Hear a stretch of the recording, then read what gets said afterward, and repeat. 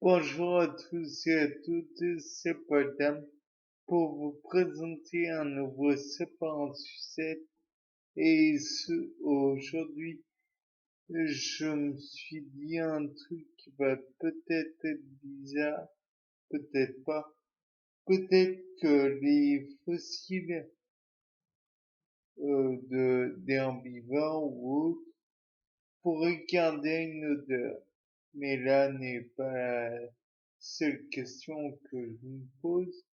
Si ils gardent une odeur, est-ce que des carnassiers et des carnivores, qui sont à la base des animaux prédateurs de d'autres animaux pourraient les sentir? Et enfin, parce que je m'étais au 3, si on remontait auparavant, peut-être que les animaux, les prédateurs en question auraient eu des ancêtres qui auraient pu être les prédateurs des herbivores qui auraient laissé une odeur. Tout ça est un ensemble d'hypothèses et tout ça est un petit peu bancal, peut-être, puisque je ne suis pas sûr qu'un fossile ait encore une odeur. De plus, peut-être que néanmoins la le le solide entourant un fossile, ou peut-être est-ce que la saigne ou quelques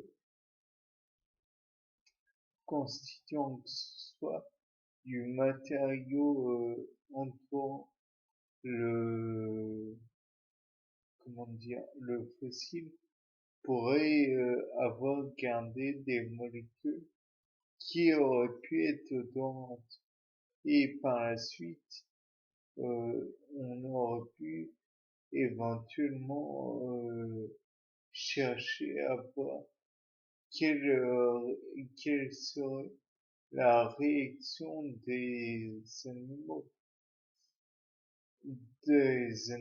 actuels. Je répète, c'est étrange comme raisonnement, mais ça nous permettrait de savoir quels seraient éventuellement les prédateurs de tel ou tel animal.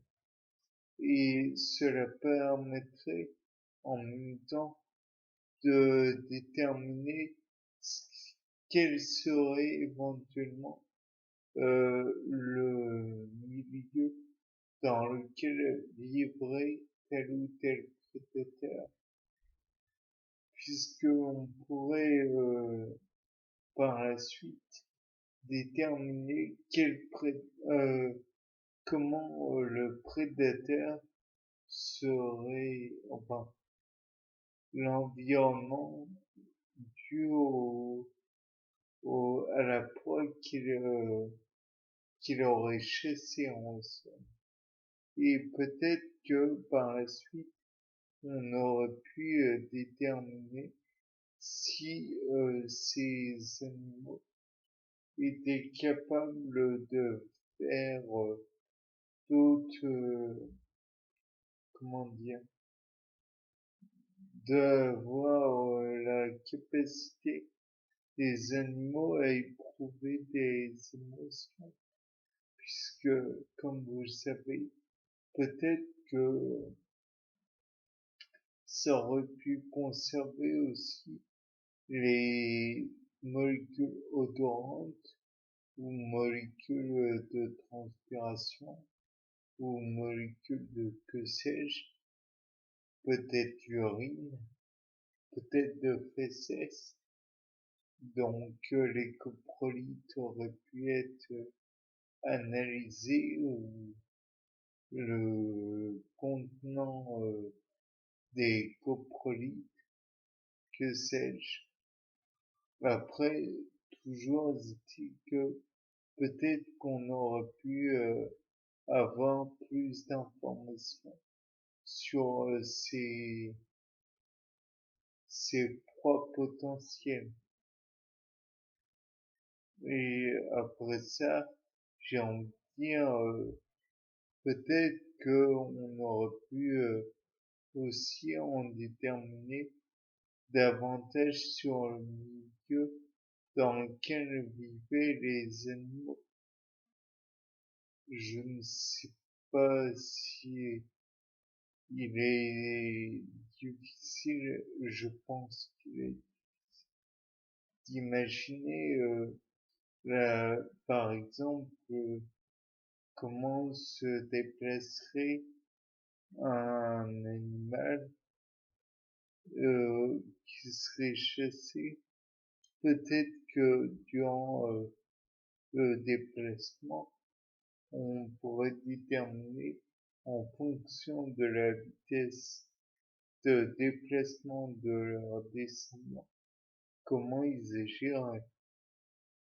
Bien, sur ce, c'était Paul Dam pour un nouveau séquence. Au revoir.